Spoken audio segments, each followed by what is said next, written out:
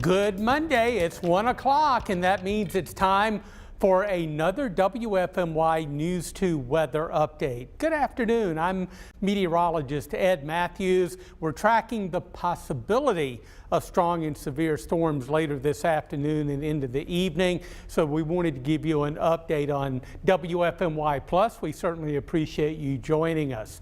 We are under a weather impact alert for today for the possibility of the severe storms mid-afternoon and into the evening hours. Kind of the time frame roughly that we're looking at is around 2 or 3 o'clock in some of our western areas out over the foothills, and we say up until midnight, and that is a kind of long period of time, but there is a possibility, a low-end chance that a secondary line of storms will develop along the front when the cold front moves through the area later on this evening.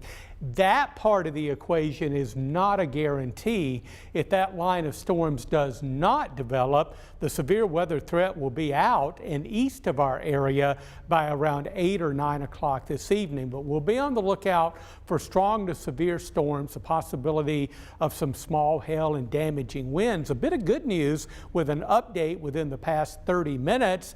The tornado threat, although not zero, it continues to decrease, and that is a hopeful sign there. Have a way to get watches and warnings for severe weather if they're issued through the afternoon and evening. And of course, a good source is that WFMY News 2 weather app. If you haven't downloaded it, do so. It is just like having a weather station in the palm of your hand. You'll get live radar so you can track the storms, and also you'll get any watches or warnings for severe weather that may be issued by the National Weather Service. It's been dry this morning, but a lot of clouds around. Rain and storms will kind of ramp up with the approach of the cold front through the afternoon and evening. The possibility of some damaging winds associated with any strong or severe storms may gust up. Well, the definition of a severe thunderstorm is winds of 60 miles per hour or higher, and that could certainly happen if any of these reach severe limits. Again, the possibility of some hail, and the greatest news that I can report to you now with this update is that the threat of tornadoes continues to decrease. It wasn't really ever very high, but it continues to kind of wither away.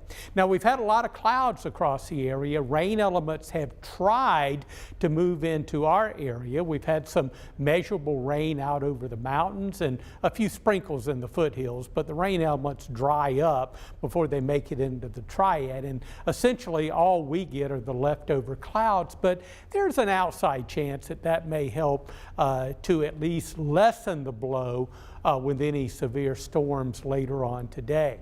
Now, I may keep a sharp eye on the radar. The most active weather through the morning has been earlier over areas of Alabama and into southeastern areas of Mississippi and near New Orleans. Of course, this line of storms is tracking to the east.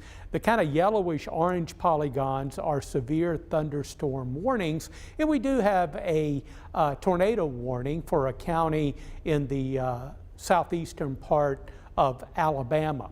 So we'll watch this line. If this heavy rain holds together and stays south of our area, it could potentially rob moisture from feeding into our area and kind of juicing up any thunderstorms that develop later on today. Again, I'm just looking for hopeful signs that we can kind of hang our hat on to maybe lessen the threat of severe weather.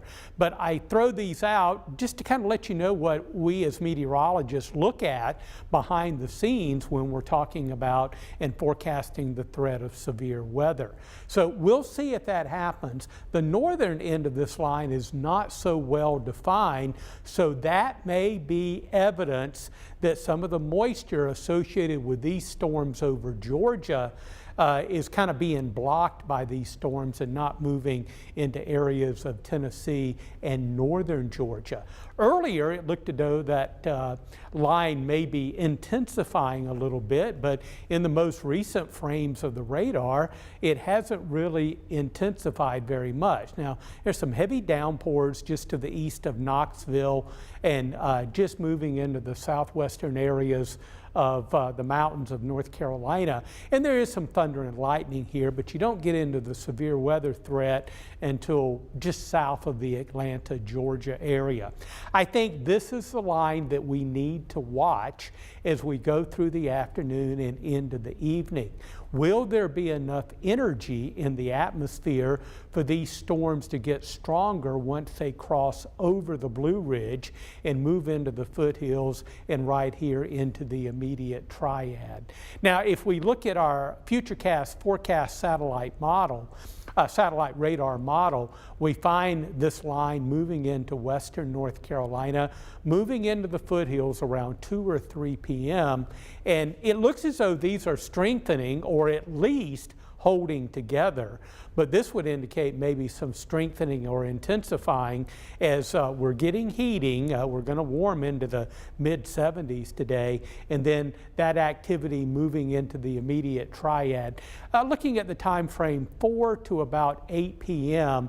and around 5 or 6 p.m. right here in the metro triad. And I think this is the time when we need to be vigilant for the possibility of strong or severe storms. Now, these will track on towards Raleigh and down into eastern North Carolina after 8 p.m. There is a hint by some of our models that maybe a secondary line of storms will develop right near the cold front. Some models say yes, some models say no, and that's the reason we're kind of going to stay vigilant up until about midnight. But again, if that line doesn't form, I think the severe weather threat is over with as early as 9 or 10 o'clock this evening. And then just a partly cloudy sky overnight. The front will move on down to the Carolina coast, and really the rest of the week is going to be nice and quiet.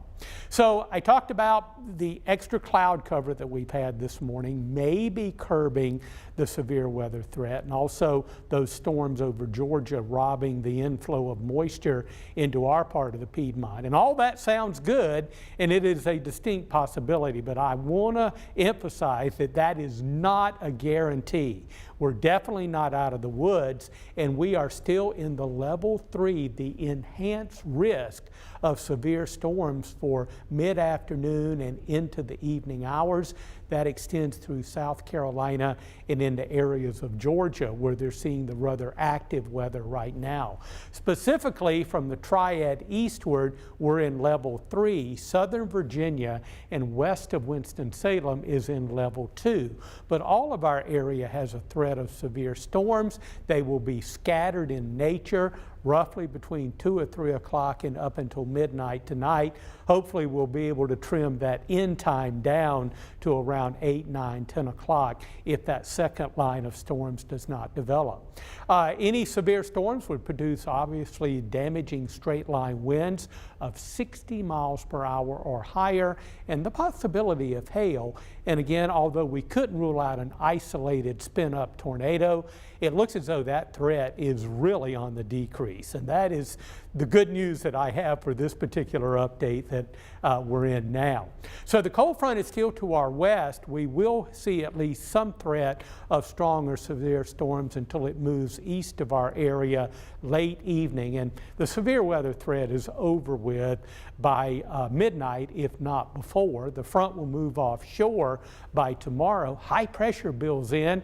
After being in the mid and upper 70s today, we'll drop it back into the pleasant and less humid upper 60s coming up on Tuesday.